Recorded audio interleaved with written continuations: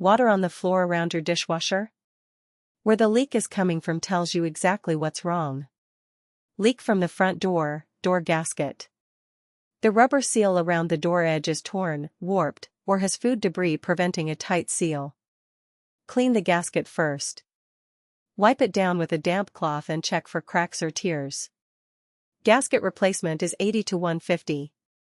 Leak from underneath, could be the pump, a hose connection, or the inlet valve. Pull the dishwasher out carefully and look underneath while it runs. If water drips from the wash pump or drain pump, the pump seal is failing. $150 to $300.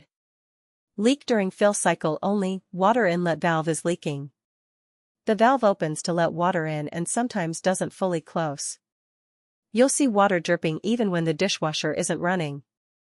$100 to $200. Leak from the bottom of the door, not always the gasket.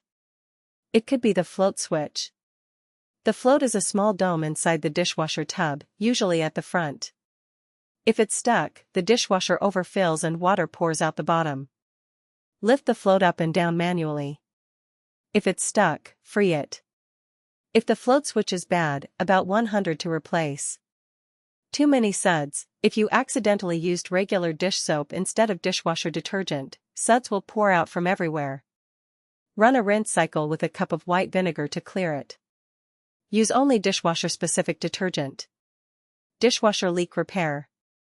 All brands. Port St. Lucie, Stewart, Fort Pierce, Jensen Beach, Palm City.